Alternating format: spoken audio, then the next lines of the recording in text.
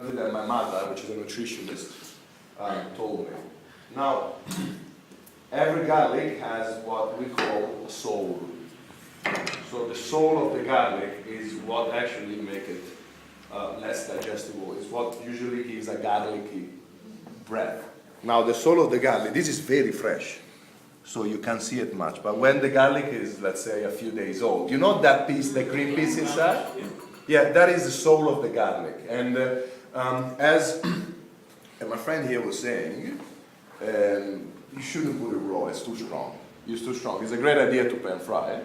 And if you want to take that least digestible part, take the soul of the garlic. This is so fresh that you don't even see it. But it needs only 2 or 3 days, you know that. And it will grow that one.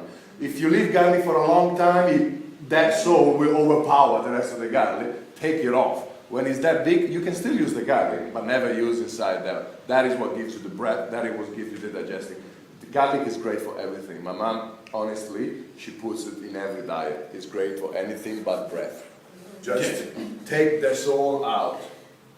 Yeah. Thank you, Tommaso, grazie. So I won't put this in now because I would have pan fried. But what he's saying, you go right ahead. And my apologies for saying that I'm doing it one way or the other. The normal way of this, you'll find that 90% of it is done with that one. So there's your aglio, the garlic. But like I said, assuming this was in it, it doesn't change because I can now downstairs pan fry this, put it in there, it'll be the same thing. What I'm doing to this is I'm giving it more liquid, more oil, so that the machine itself, because I'm not making enough of it. If I was making this big, I wouldn't be saying it. So that the machine itself,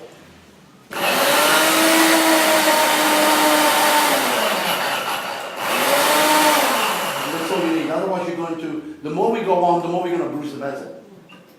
Now, see this? This is what they don't want you to see on the actual dish. You'll find that it's done by hand. Now, unless you've got knife skills to do it, the knife skills on this, in order to get that consistency into this, you either get an half moon, or you call that half moon in... yeah? Or you learn to get it, because unless you get it this way, if you notice before, the product that we were doing in the mortar is too chunky. So I'm only doing it from a way of restaurants, that everything is going to not only taste good, it's going to look the part. At home you can do it whichever way you want, but 90% of it, they will do this. Because now you also got another thing by blending it. You've got the flavor going right through, instead of having it being separated in this. Because this one doesn't matter how much you go like this, you'll always find that there's too much garlic or too much pine nuts or whatever. In this thing, you've just blended it all the way like this. Now that one, what I will do, I'll put it in a frying pan, put your pasta on it, repass it, and again, you usually don't have to do that. You can just put your sauce to the pasta, still hot.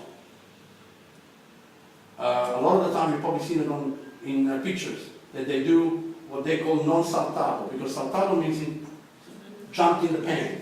A lot of restaurants used to, they no longer do now, is that they put pasta and the sauce on top. So you've got the 3 colors separate. In the case of pasta pomodoro, they call it the la bandiera, because it's white pasta, red tomato, and the green basil leaf, the Italian flavor. Okay? I will go and make you your food. When I come back, I want you to tell me everything in Italian, what I just said, to this gentleman, and you'll agree if you understood anything that we said. Is that okay? You don't look like you're sold on that. Oh sì, benissimo. Allora, io vado a cucinare. Prego, è un piacere. Chef Carlo. It is a pleasure. Thank you, signor Tommaso. Thank you, ladies and gentlemen. Maybe you said that in the beginning when I wasn't here. Did you mention the portions? How like 4 people, how much? Oh no, I didn't. No, sorry. Oh, sorry, I did actually. No, before I was saying to you that what I've just made here, remember I was saying that amount will do 4 portions. So we got at least 150 to 200 ml of oil, and you've got about 100 grams to the same thing to one, if you put a bunch of basil, you don't have to go by grams. Usually the bunch, they mark a bunch, they call it. They're all one size roughly. One head, if one head of garlic, but you've got to pan fry, and I wouldn't even go one head because it's too much for 4 people. But then some people like that. But the moment you pan fry, you're taking away the sharpness of it. And then you can do l'anima, the soul of the actual thing, of the actual garlic. But this is plenty, it's just the right amount with the 200 grams to do 4 people. With that, you get about 600 grams of pasta, which is a nice plate size of 150 grams of pasta per person. And if you're Italian, that's just an entree. After that, you get the kilo, we sit down, and we break out a bottiglia di vino. Beautiful.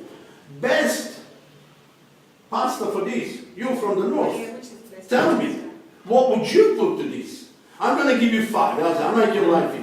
Actually, let me tell you, We're going to get physical now. my family owns a house in Liguria. Uh-huh. And I knew why you want this. and we know the people that owns a famous restaurant. It's in the middle of nowhere. It's a countryside, but people from the city, from Genoa even, goes to this place to eat pesto. He's one of the few, even in Liguria, that does pesto the traditional way, which is, this is the base. Now, the traditional, really traditional pesto has small potatoes inside, boiled and made really. You got me on that one, I didn't know. Neither did I. I had to learn it from a guy that passed around from generation of restaurateurs. Uh-huh. And this is pesto, this is the pesto. But amongst Ligurians, so them, the pesto makers, they have added on these things that kind of stayed in Liguria. It didn't go out like pesto. Right. So the Ligurians, the creators of pesto, added these 2 things. Boiled potatoes, okay? A potato, simple to add, you know, it doesn't give, it takes most of the time the taste. And fagiolini, the green pea. Oh, the green beans, yeah. The green beans. Green beans, yeah. Green beans. You know the green beans? Yeah. That touch. And sometimes I've seen pinoli being thrown in, like raw, not being blended. And this was the pesto. But what you are saying, what you are saying, a lot of the time, you will find that to give it the taste, the pinoli are in here, the pine nuts are in here. But, you know, the finished product will be your pasta, it'll have the sauce through it, it'll look light green, then the chef will go and decorate it this way with olive oil, and then he will throw a bit of roasted pine nuts, Yeah. so that you know that you're getting that, but there is no way I can give you the taste unless it's already in there. You cannot go pick up and eat and scoop up some pine nuts. It has to be in there.